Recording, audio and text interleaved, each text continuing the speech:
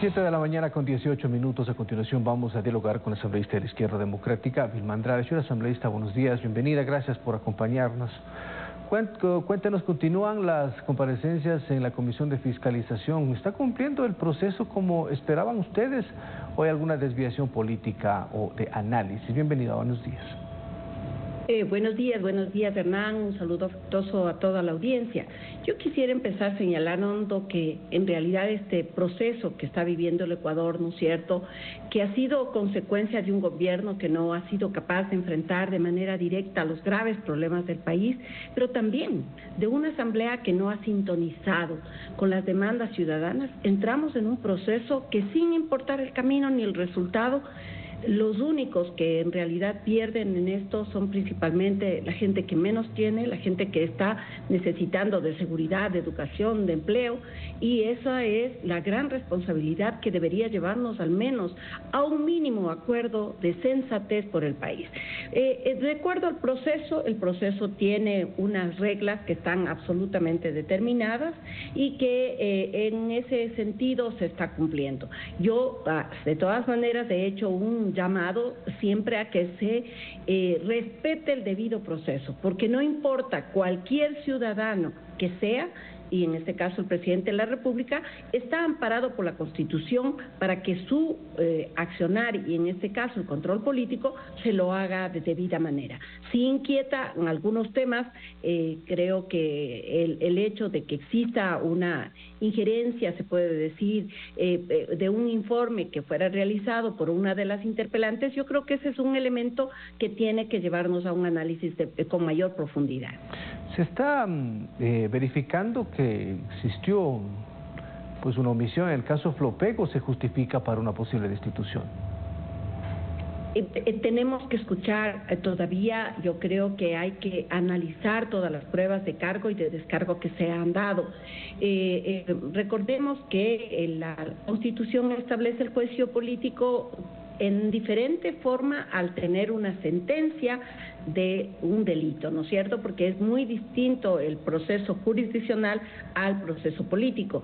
Sí se encuentra y encontramos, siendo este proceso único e histórico que no se ha dado desde en toda nuestra democracia, un juicio político a un presidente de la República, y desde el 2008 con esta nueva Constitución que sabemos, ¿no es cierto?, es hiperpresidencialista, tiene unos elementos que condicionantes que llevaban, por ejemplo, a contar con el informe el dictamen de admisibilidad de la Corte Constitucional. La Corte deja establecido de que se tiene que analizar el tema referido al delito de peculado, porque eran dos delitos adicionales que la Asamblea las había puesto en el tapete.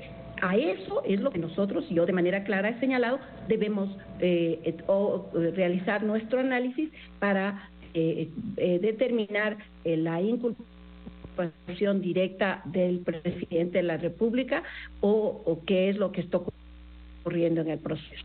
¿Significa que esperarán ustedes como Izquierda Democrática las comparecencias para tomar la decisión de la votación? ¿Entiendo así? Sí, por supuesto, de manera responsable. Lo que cabe es precisamente culminar el proceso y analizarlo de manera amplia. Todas las injerencias que tienen en el tema legal y, por supuesto, también político, pero sí llama a la reflexión, y creo que a todos, de que no puede existir de ninguna manera un gobierno que trate de comprar conciencias, o peor aún, que los asambleístas estén chantajeando al gobierno. Esa práctica hace que ponga en tela de duda el accionar de todos, porque en la Asamblea somos un cuerpo colegiado que, desgraciadamente, cuando se habla de la Asamblea se trata en términos generales. Habemos asambleístas que hemos demostrado con responsabilidad nuestro trabajo y siempre apegado al tema de cumplimiento legal y constitucional, y la ética, que es uno de los elementos que creo que a los políticos nos tiene que mover, nos tiene que hacer accionar, sea nuestra conciencia la que determine cuál debe ser nuestra votación. Jamás debe estar esta imbuida de lo que menciono, ni de chantajes ni compras de conciencias. Eso es algo que yo rechazo contundentemente y que tiene que realmente seguirse el proceso como determina la Constitución. ¿A la izquierda democrática han llegado estas posibilidades de chantajes, compra de conciencias? Yo le debo decir, en mi caso personal, nunca han hablado, no ha habido esa situación, pero se escucha, ¿no es cierto?, como escuchamos todos los ecuatorianos, este tipo de planteamientos, de audios y cosas que sean. Yo aspiro, y si conozco de un caso, tenga la seguridad que lo voy a demandar y voy a denunciar, porque esto no puede darse. Nosotros vivimos en un Estado de Derecho donde las acciones de cada uno de los ecuatorianos y más aún de quienes representamos a una población tiene que ser ligada realmente a estos valores. Sin embargo, de eso yo le debo señalar que muchos de los aspectos que ahora mismo se están tratando, ¿no es cierto?, nos enfocan que hay unas preocupaciones especiales respecto al propio contrato de la FLOPEC, porque si bien este contrato no fue realizado en este gobierno, la propia Corte Constitucional en su informe nos llama a la reflexión respecto al informe de la Contraloría General del Estado, respecto al informe del exgerente de FLOPEC, que puso en conocimiento al presidente de la República de las irregularidades del proceso de contratación de transporte petrolero con Amazonas Tanker.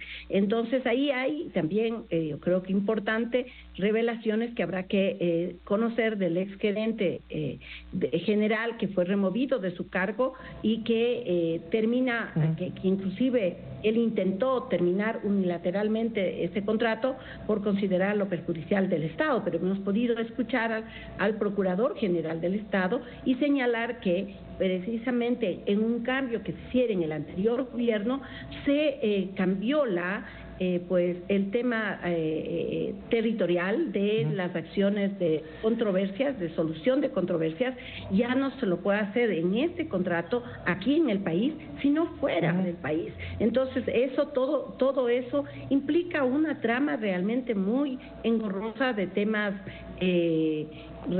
muy graves, ¿no es cierto? Aquí lo que hay que determinar es que el presidente de la República, si consintió que sigan celebrándose estas actuaciones, cuáles son, frente a las advertencias, las acciones que tomó el presidente de la República. Recordemos que había inclusive denuncias del exsecretario de la Política Pública Anticorrupción, Luis Verde Soto, que ponía en conocimiento igualmente del presidente de este tipo de acciones.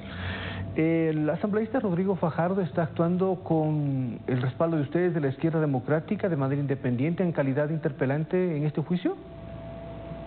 Bueno, tenemos que decirlo, nosotros pues él es nuestro representante en la comisión. Recordemos que hay dos pasos, ¿no es cierto? Se convocó y se estructuró una comisión multipartidista y precisamente Rodrigo Fajardo representa a la bancada de Izquierda Democrática. Señor asambleísta, muchas gracias. Que tenga un buen día. Gracias por acompañarnos. Muchísimas gracias a ustedes. Gracias, Hernán. Buenos días a la audiencia. Vilma Andrade, asambleísta de la Izquierda Democrática, 7:26, pausa y volvemos.